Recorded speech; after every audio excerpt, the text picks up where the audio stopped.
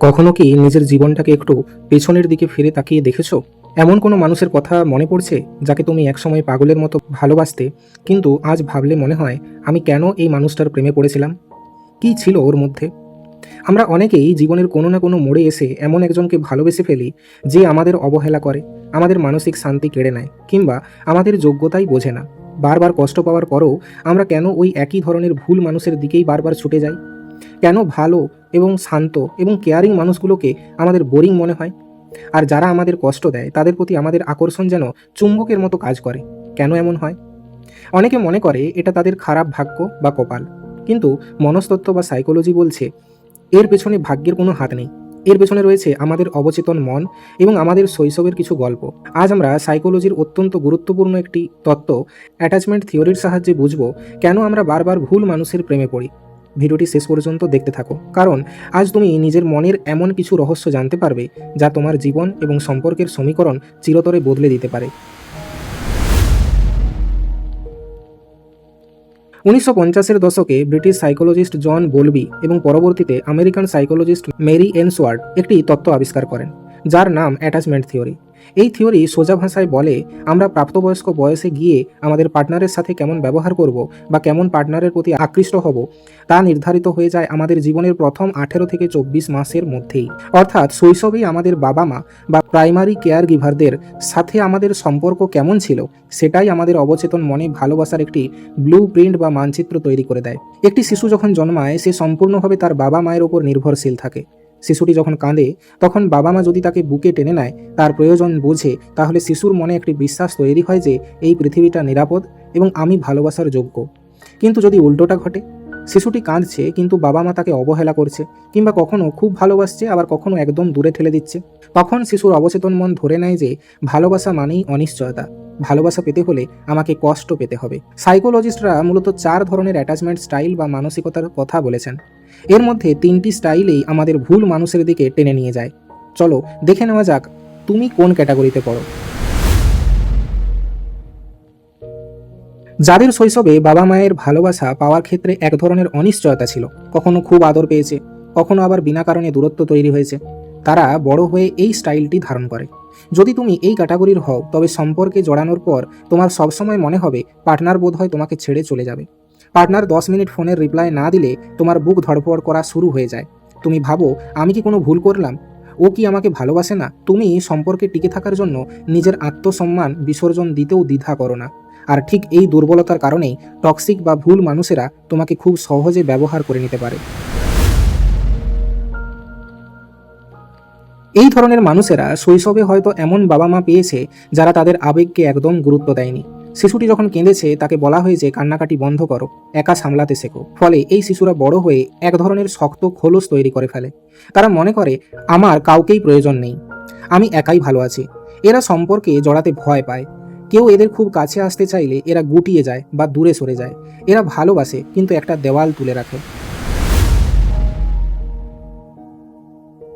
এটি সবচেয়ে জটিল স্টাইল। শৈশবে যারা বাবা মায়ের কাছ থেকে মানসিক বা শারীরিক আঘাত বা ট্রমার মধ্য দিয়ে গেছে তাদের ক্ষেত্রে এটা বেশি দেখা যায়। এরা অবচেতনভাবে কাউকে বিশ্বাস করতে পারে না। এরা একই সাথে ভালোবাসা পেতেও চায়, আবার গভীর সম্পর্কে জড়াতে ভয়ও পায়। এদের মন বলে আমাকে ভালোবাসো, কিন্তু প্লিজ আমার কাছে এসো না, তুমি আমাকে কষ্ট দেবে। এরকম ধরনের চিন্তাভাবনা তাদের মধ্যে থেকে থাকে। অর্থাৎ তারা তোমাকে কাছেও আসতে দেবে না, আবার দূরেও যেতে দেবে না।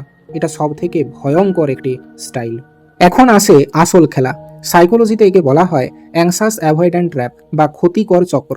বাস্তবে দেখা যায় একজন অ্যানসাস যার হারানোর ভয় বেশি মানুষ সবসময় একজন অ্যাভয়েড্যান্ট যে দূরে সরে যেতে চায় মানুষের প্রেমেই পড়ে। কেন জানো? কারণ এটা আমাদের অবচেতন মনের কাছে খুব পরিচিত বা ফ্যামিলিয়ার। অ্যাংসাস মানুষদের শৈশবে যেমন ভালোবাসার জন্য পার্টনারের পেছনে ছুটতে হতো বা কাঁদতে হতো, এই অ্যাভয়েডেন্ট পার্টনারের ক্ষেত্রেও তাকে ঠিক একই কাজ করতে হয়। অবচেতন মন তখন মনে করে হ্যাঁ এটাই তো আসল ভালোবাসা, যেখানে কষ্ট নেই তা আবার ভালোবাসা নাকি? অন্যদিকে অ্যাভয়েডেন্ট মানুষটি যখন দেখে অ্যাংসাস পার্টনারটি তার জন্য পাগল, তখন সে তার চেনা সেই দম বন্ধ করা পরিবেশ ফিল করে এবং আরও দূরে সরে যেতে চায়। সে যত দূরে যায় অ্যাংসাস পার্টনারটি তাকে পাওয়ার জন্য তত বেশি মরিয়া হয়ে ওঠে। এই যে ইঁদুর বিড়ালের খেলা, এটাকে আমরা ভুল করে ভাবি তীব্র ভালোবাসা বা প্যাশন, কিন্তু সাইকোলজি বলে এটা ভালোবাসা নয়, এটা আসলে দুটো মানুষের অপূর্ণ ট্রমার কোলাকুলি। তুমি ভুল মানুষের প্রেমে পড়োনি, তুমি আসলে তোমার শৈশবের সেই অপূর্ণ ভালোবাসার খোঁজে একজন ভুল মানুষকে বেছে নিয়েছো, এই আশায় যে এবার হয়তো আমি তাকে বদলে দিতে পারবো এবং জিতে যাব। অ্যাটাচমেন্ট স্টাইল ছাড়াও আরও কিছু কারণে আমরা ভুল মানুষকে বেছে নিই।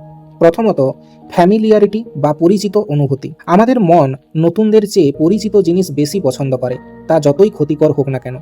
তোমার বাবা যদি ভীষণ রাগী বা অবহেলাকারী হয়ে থাকে, তবে মেয়ে হিসাবে তুমি অবচেতনভাবে এমন ছেলেই পছন্দ করবে যে রাগী এবং অবহেলা করে, কারণ এই পরিবেশটা কিভাবে হ্যান্ডেল করতে হয় তা তোমার জানা।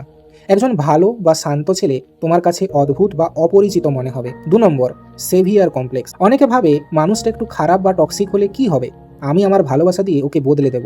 এই যে কাউকে উদ্ধার করার মানসিকতা, এটাও এক ধরনের মনস্তাত্ত্বিক ফাঁদ। মনে রাখবে, তুমি কোনো রিহ্যাবিলিটেশন সেন্টার নও, কাউকে জোর করে বদলানো তোমার কাজ নয়। 3 নম্বর, কম আত্মসম্মান বোধ বা লো সেলফ এস্টিম। আমরা ঠিক ততটুকু ভালোবাসা গ্রহণ করি যতটুকু আমরা নিজেদের জন্য যোগ্য মনে করি। তুমি যদি ভেতর থেকে বিশ্বাস করো যে তুমি দেখতে খারাপ বা তোমার মধ্যে কোনো গুণ নেই, তবে কেউ তোমাকে অবহেলা করলে তোমার মনে হবে এটাই তো স্বাভাবিক, আমার সাথে তো এমনই হওয়া উচিত। এখন আসি এর থেকে বেরোনোর উপায় কি। আমরা কি সারা জীবন এই ভুল মানুষের চক্রেই ঘুরপাক খাবো? একদমই না। সাইকোলজির সুন্দর দিকটি হলো আমরা আমাদের অবচেতন মনকে আবার নতুন করে ট্রেন করতে পারি। একে বলা হয় আর্নড সিকিউর অ্যাটাচমেন্ট। এর জন্য তোমাকে 3টি কাজ করতে হবে। প্রথমত, নিজের প্যাটার্নটা চিনতে শেখো। পরের বার যখন কারো প্রতি তীব্র আকর্ষণ অনুভব করবে, একটু থামবে, নিজেকে প্রশ্ন করবে, আমি কি এই মানুষটাকে সত্যিই পছন্দ করছি, নাকি ও আমাকে অবহেলা করছে বলে আমার ইগোতে লাগছে। নিজের শৈশবের ক্ষতগুলোকে চিহ্নিত করো। 2 নম্বর, বোরিং মানুষকে সুযোগ দাও। যারা সিকিউর বা মানসিকভাবে সুস্থ, তারা ড্রামা করতে জানে না। তারা সময় মতো রিপ্লাই দেয়, তোমার যত্ন নেয়। শুরুতে তোমার মনে হতে পারে এদের সাথে কোনো স্পার্ক বা রোমাঞ্চ নেই বা স্পার্ক ম্যাচ করে না, কিন্তু বিশ্বাস করো, দীর্ঘমেয়াদী শান্তির জন্য এই বোরিং মানুষগুলোই পারফেক্ট। ড্রামা আর ভালোবাসার মধ্যে পার্থক্য বুঝতে শেখো। 3 নম্বর, সেলফ লাভ এবং বাউন্ডারি।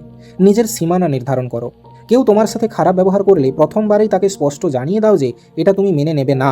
নিজের জীবনকে এতটাই অর্থপূর্ণ করে তোলো যাতে কোনো ভুল মানুষ এসে তোমার মানসিক শান্তি নষ্ট করার সাহস না পায়। ভুল মানুষকে ভালোবাসা কোনো অপরাধ নয়, এটি একটি মনস্তাত্ত্বিক প্রক্রিয়া যা আমরা অজান্তেই করে ফেলি।